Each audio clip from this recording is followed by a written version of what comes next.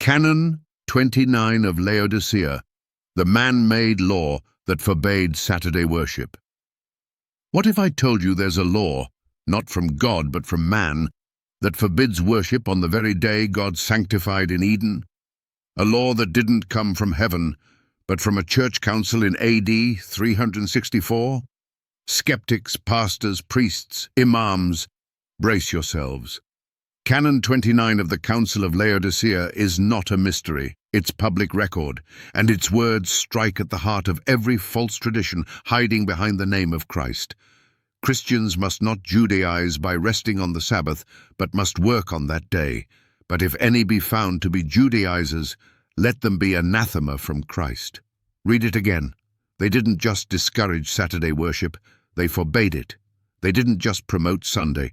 They cursed anyone who honored the seventh-day Sabbath, and today billions follow this man-made command instead of God's voice from Mount Sinai, the divine command versus man's decree. Let's go back to the beginning, Genesis 2:3. And God blessed the seventh day and sanctified it. No pope blessed Sunday, no council sanctified the first day, only God himself blessed the seventh.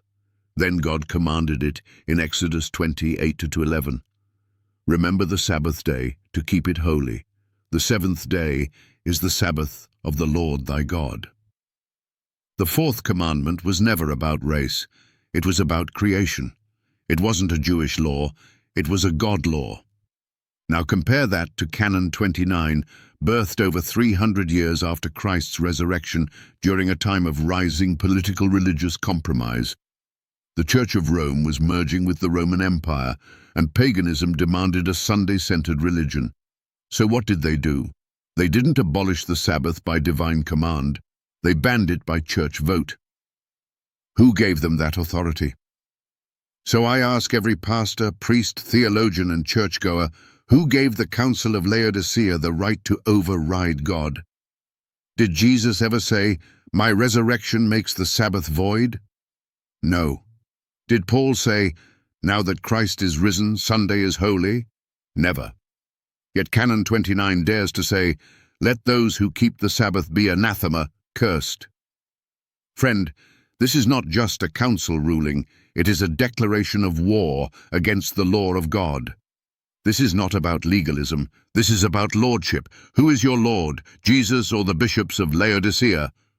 The smoking gun in church history.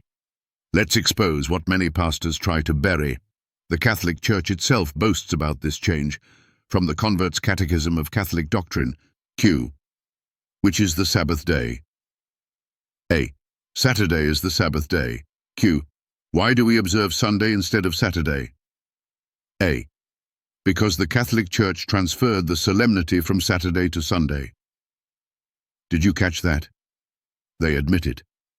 So why are Protestants, who claim to follow the Bible alone, still following a law made by Rome?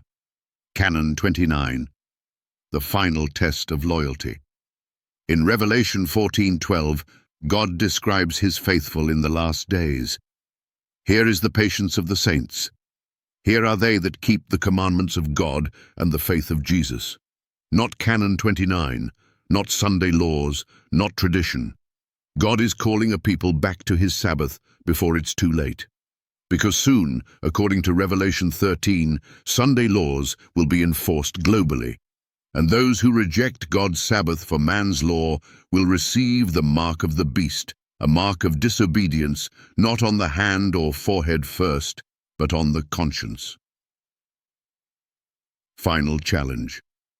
So now the truth is in front of you. Canon 29 forbade Saturday worship, but God commanded it. Who will you obey?